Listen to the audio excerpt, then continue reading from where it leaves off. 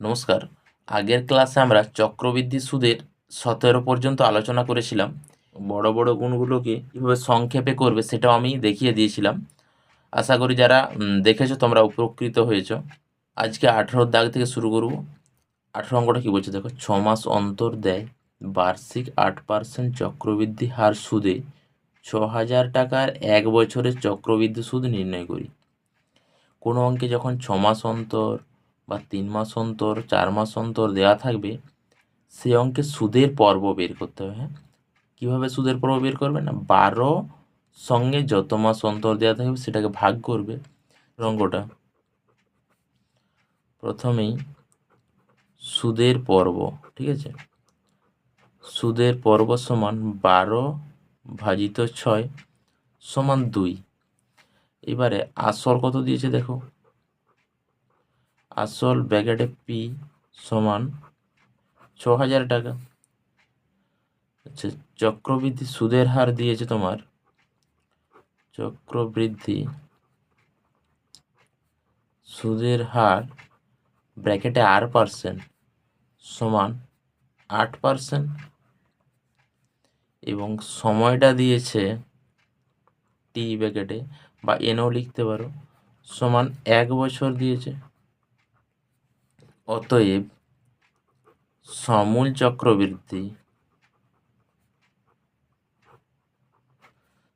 চক্রবৃদ্ধি সমান P into 1 + R by এই যে সুদের পর্বটা বেরিয়েছে এটা আর এর সঙ্গে ভাগ হয়ে যাবে। হ্যাঁ, বাই যেমন হয় পি ইন্টু 1 + আর বাই 100 হতো।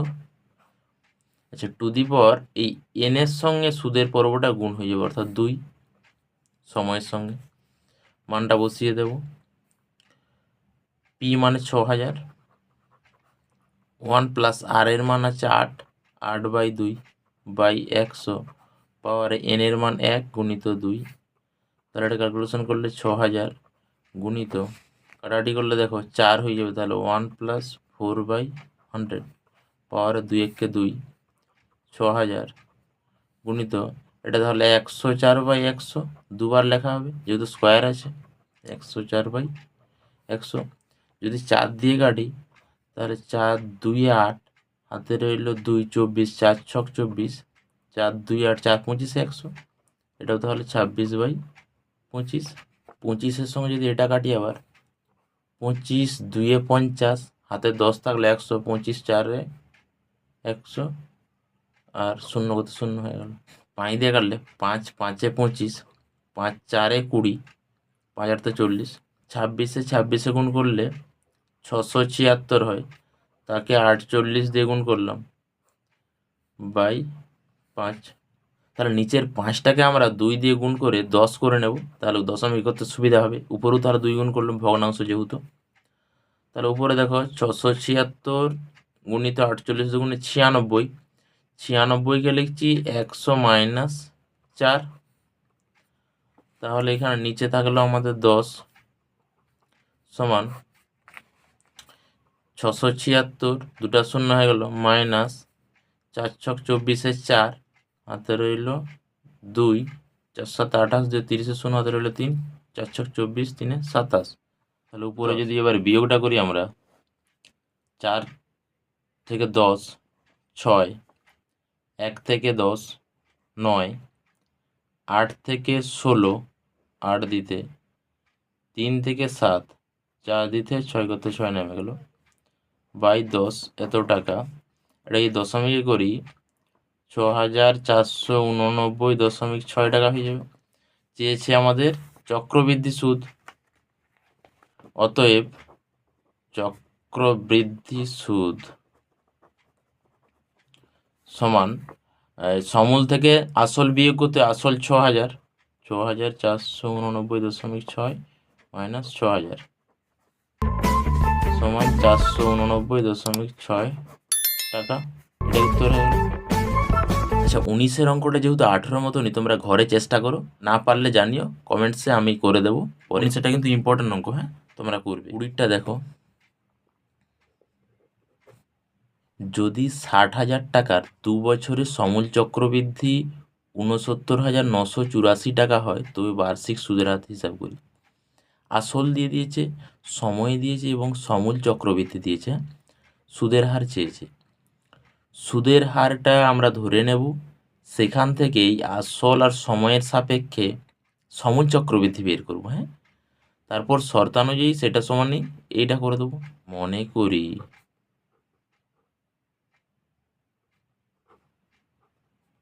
চক্রবৃদ্ধি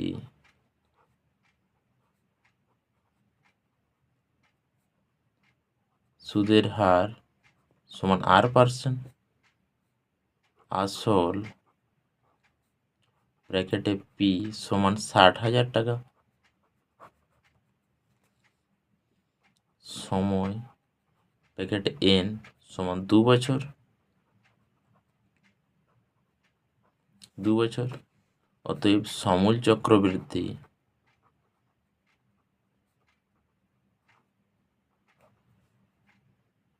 সমান পি ইন্টু 1+R/100^n। পি এর মান 60,000, 1+R এর মান হচ্ছে তোমার, আর এর মান জানি না, আর বের করতে হবে, বাই 100^n মানে 2, এত টাকা। আমি আগের অঙ্কর ক্লাসেও বলেছিলাম যে দেখবে কোনো অঙ্কে যদি আমরা কোনো কিছু আননোন রাশি ধরি তাহলে অবশ্যই শর্তানুযায়ী করতে হয়। হ্যাঁ, না হলে আমরা কীভাবে মান বের করবো অজানা রাশি? তাহলে এক্ষেত্রেও শর্তানুযায়ী করতে হবে, তবে কন্ডিশনটা বুঝতে হবে যে কার সঙ্গে কার সমান করতে হবে। শর্তানুযায়ী 60,000 1+R/100² সমান 69,000। এই যে দিয়েছে 69,984 টাকা, 70,984। আচ্ছা, এই ধরনের যখন ক্যালকুলেশন আসবে, অর্থাৎ এই যে তোমাকে কখনো পরের অঙ্কগুলোতে হয়তো দেখবো এখানে এন এর মান বের করতে হবে, এখানে আর এর মান দেওয়া থাকবে, কিংবা আর এর মান বের করতে হবে, এন এর মান দেওয়া থাকবে। এই ধরনের অঙ্কে সবসময় এখানে যে সামনে থাকবে সেটাকে প্রথমে ভাগ করে দিবি, কাটাকাটি করার পর দেখবে কারো না কারো স্কোয়ারে আসবে, সেখান থেকে R/n এর মান বের করতে হবে। তাহলে 1+R/100² যেমন আছে রইল 69,984কে 984/60,000। 6 দিয়ে কাটাকাটি করছি, 6 আর শূন্যগুলো হয়ে গেল, উপরে 6 9 থাকলো, আবার 6 হাতে 3 থাকলো 39, 6 ছক 36, 3 থাকলো 38, 6 ছক 36, 4 ছক 24। আবার 4 দিয়ে কাটবো। দেখো, হ্যাঁ, 4-এর নিয়মটা কিনা শেষের দুটো সংখ্যাকে দিয়ে যদি 4 দিয়ে ভাগ যায় তাহলে টোটাল রাশিটাকে 4 দিয়ে ভাগ করা যাবে, এবং শেষে দুটো শূন্য থাকলে 4 দিয়ে অবশ্যই যায়। তাহলে এটা দেখো 64 মানে 4 দিয়ে ভাগ করা যাবে, তাহলে টোটাল রাশিটাকে 4 দিয়ে ভাগ করা যাবে। 4 2 8, 11 ছিল, 4 2 8, 3 থাকলো 36 হলো, 4 9 36, 4 1 4, 2 থাকলো 24, 4 ছক 24। এটা 4 25-এ 100 করে দিলাম আর দুটো শূন্য নামিয়ে দিলাম। আবার 4 দিয়ে যাবে, যেহেতু শেষে দুটো শূন্য আছে, 16 আছে, 4 ছক 24, 4 ছক 24, 10 থাকলো, 4 2 8, 2 থাকলো 4 5-এ 20, 4 দিয়ে করলে 4, 4 7-এ 28, হাতে রইলো 1, 11 হলো, 4 2 8, 11 3 থাকলো 36, 4 9 36।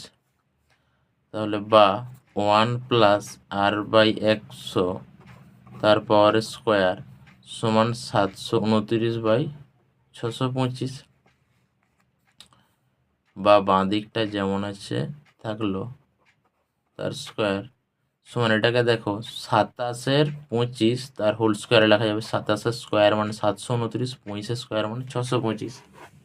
তাহলে উভয় দিকে স্কোয়ারটা উঠে গেল, 1+R/100 সমান 27-এর 25, বা R/100 সমান 1 গেলে বিয়োগ হয়ে যাবে, 27-এর 25 -1, বা R/100 সমান 27 - 25/25। এটা যদি বিয়োগ করি আমরা, R/100 2-এর 25, অতএব R সমান 100 দিয়ে গুণ হয়ে যাবে, 2-এর 25 গুণিত 100, 4 25-এ 100, R সমান 8। অতএব বার্ষিক চক্রবৃদ্ধি সুদের হার 8% লিখে দেবে।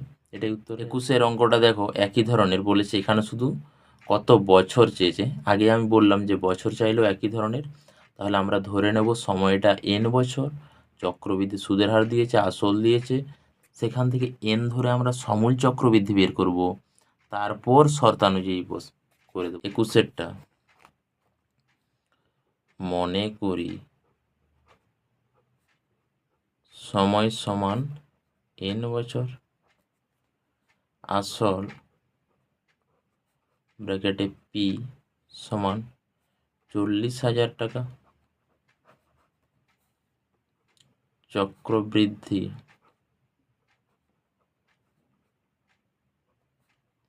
সুদের হার ব্র্যাকেটে R% সমান এই যে 8%।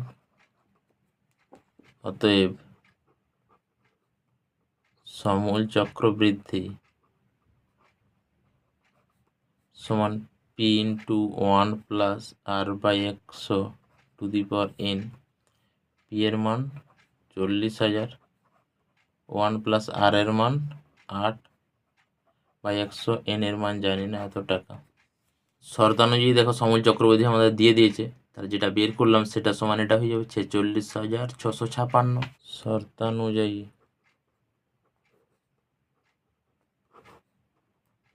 40,000 1+8/100 সমান 46,656। তাহলে আগের অঙ্কে আমি বলেছিলাম যে এই ধরনের ক্যালকুলেশন যখন r/n এর মান বের করবো, এই সামনেরটাকে ওই দিকে নিয়ে চলে যাব। 1+8/100 সমান 46,656/40,000। শেষের দুটোকে যেহেতু 4 দিয়ে ভাগ যাবে এবং শূন্য যেহেতু আছে শেষের দুটো, তাহলে অবশ্যই 4 দিয়ে যাবে দুটোকেই। 4 একে 4, 4টা শূন্য নেমে গেল। প্রথমে 4 একে 4 দিয়ে 6, 4 একে 4, 26, 4 ছক 24, আবার 25, 4 ছক 24, 4 4-এ 16। শেষের দুটোকে আবার 4 দিয়ে ভাগ যাবে, এখানেও যেহেতু দুটো শূন্য আছে একেও 4 দিয়ে ভাগ যাবে, আবার 4 দিয়ে, তাহলে 100 ধরে নিলে 4 25 100, আর দুটো শূন্য নেমে গেল। 4 2 8, 3 থাকলো 36, 4 9 36, 4 একে 4, 4 ছক 24, বা আরেকবার পরিষ্কার করে লিখছি, তারপর আবার কাটাকাটি করবো। 1+8/100^n সমান 2916/2500। এখানে দেখো শেষে 16 আছে, মানে 4 দিয়ে কাটাকাটি যাবে, শেষে দুটো শূন্য আছে একেও 4 দিয়ে যাবে। 4 ছক 24, হাতে 1 থাকলো, 10 হলো, 4 2 8, 2 থাকলো, 4 5-এ 20, 4 7-এ 28, 11, 4 2-এ 8, 3 থাকলো 36, 4 9 36। তাহলে আগেরটার মতনই 729/625, মানে 27 স্কোয়ার, আর এটা 25 স্কোয়ার। 1+8/100^n সমান, এটাকে তাহলে আমরা কার স্কোয়ার লিখতে পারি? 27/25 তার স্কোয়ারে লিখতে পারি। এদিকটা যদি কাটাকাটি করে দিই, 4 দিয়ে 4 2 8, 4 25-এ 100, বা ভিতরটা দেখো 25+2 মানে 27-এর 25, তারপর n সমান এইদিকেও 27-এর 25, তারপর 2। তাহলে নিধানগুলো একই চলে আসলে আমরা জানি উপরগুলো সমান হয়ে যায়, n সমান 2। অতএব সময় সমান 2 বছর। 22-এরটা তো দেখো আসল দিয়েছে, সময় দিয়েছে, চক্রবৃদ্ধি সুদের হার চেয়েছে এবং সমূল দিয়েছে। একইভাবে চক্রবৃদ্ধি সুদের হার আর ধরবো, আসল আর সময়কে দিয়ে সমূল চক্রবৃদ্ধি বের করব, শতাংশ সেটা সমান এটা করে দেবো, সেখান থেকে আর এর মান পেয়ে যাবো। সিম্পল জিনিস। 22-এরটা মনে করি চক্রবৃদ্ধি সুদের হার সমান R%, আসল ব্র্যাকেটে পি সমান 10,000 টাকা, সময় ব্র্যাকেটে n সমান 2 বছর। অতএব সমূল চক্রবৃদ্ধি সমান p ইন্টু 1+r/100^n। পি এর মান 40, পি এর মান 10,000, ওয়ান প্লাস আর এর মান জানিনি, আর বাই 100 পাওয়ার এন এর মান 2, এত টাকা। শর্ত অনুযায়ী এটা সমানই 12,100। অতএব শর্তানুযায়ী 10,000 ইন্টু 1 প্লাস আর বাই 100 তার স্কোয়ার সমান 12,100, বা 1 প্লাস আর বাই 100 তার পাওয়ার স্কোয়ার সমান 12,100 বাই 10,000। 10,000 দিয়ে ভাগ হয়ে গেল, তার দুটো শূন্য কেটে দিলাম উপরের সঙ্গে। 1 plus R by 100 power square, এটাকে দেখো 11/10 স্কোয়ার লিখতে পারি আমরা। আচ্ছা, এই ক্যালকুলেশনটা একটু অন্যভাবে করাচ্ছি। 1 প্লাস আর বাই 100 যেমন আছে রইল তার স্কোয়ার, এটাকে 110/100 লিখতেই পারি। আমি উপরে 10 গুণ করলাম, নিচে 10 গুণ করলাম, তার স্কোয়ার, ঠিক আছে। এবারে দেখো এটাকে আমি যদি 1 প্লাস 10/100 লিখি, কোনো সমস্যা আছে কি? তার স্কোয়ার এদিকটা যেমন আছে রইল তার স্কোয়ার। তাহলে দেখো বাম দিক ডান দিক কম্পেয়ার করে আর এর জায়গায় তো 10 আছে, তাহলে অতএব আর সমান 10% হয়ে গেল, আর এর মান 10। অতএব চক্রবৃদ্ধি সুদের হার সমান 10%। এই সেটটা একই রকম দেখো, বার্ষিক 10% চক্রবৃদ্ধি হার সুদে কত বছরে 50,000 টাকার সমূল চক্রবৃদ্ধি 60,500 টাকা হবে। তাহলে একই রকম আগের মতো সময় চেয়েছে, সেইভাবেই করব সব কিছু। মনে করি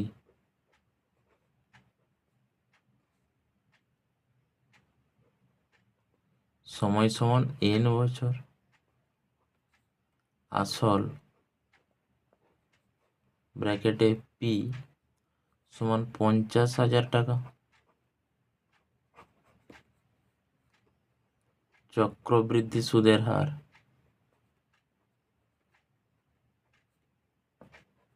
ব্র্যাকেটে r% সমান 10%। অতএব সমূল চক্রবৃদ্ধি সমান 50,000, 1 প্লাস আর এর মান 10/100 পাওয়ার n, 0 কেটে দিলাম, তাহলে 50,000 1 প্লাস 1/10 মানে উপরে হবে 11, নিচে 10 একবার লিখে দিলাম, টু দি পাওয়ার n, এত টাকা। শর্তানুযায়ী এটা সমানই হবে তোমার 60,500। শর্তানুযায়ী 50,000 ইন্টু 11/10 পাওয়ার n সমান 60,500। আগের মতনই ভাগ করে দেবো, 11/10 রইল পাওয়ারে n, 60,500 বাই 50,000, দুটা শূন্য কেটে গেল, 5 দিয়ে 5 একে 5, 5 দিয়ে 10, 5 একে 5, 5 100।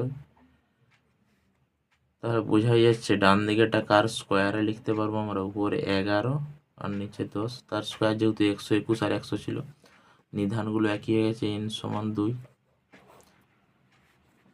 অতএব সময় সমান 2 বছর। 24 আর 23-এর মতো আগে তোমরা ভিডিওটা পজ করে চেষ্টা করো, যদি না পারো তখন দেখো ক্লাসটা। আর এর মান দিয়েছে, আসল দিয়েছে, সেখান থেকে সময় চেয়েছে এবং সময় চক্রবৃদ্ধি দিয়েছে, ঠিক আছে। 24-এরটা মনে করি n বছর, এটাই ধরে নিচ্ছি। আসল ব্র্যাকেটে পি 3 লক্ষ টাকা মানে 300,000 টাকা, চক্রবৃদ্ধি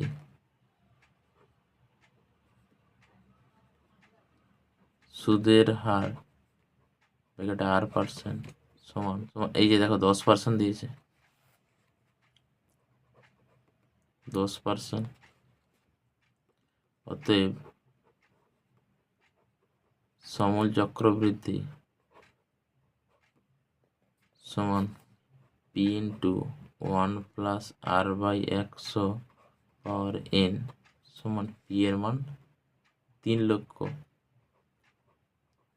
1+r এর মান 10/100 পাওয়ারটা জানি, n এর মান জানি না, এত টাকা। শর্ত অনুযায়ী তাহলে এটা সমানই হবে তোমার 3,99,300। শর্তানুযায়ী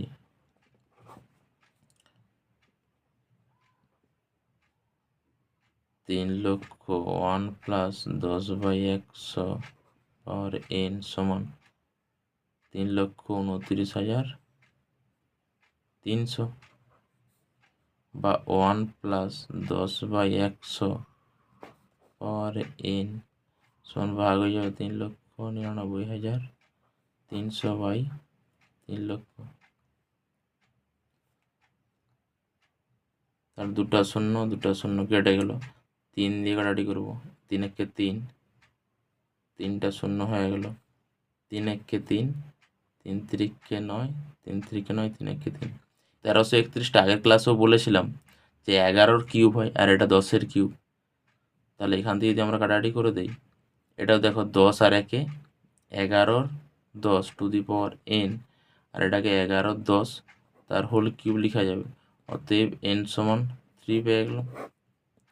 সময় সমান 3 বছর।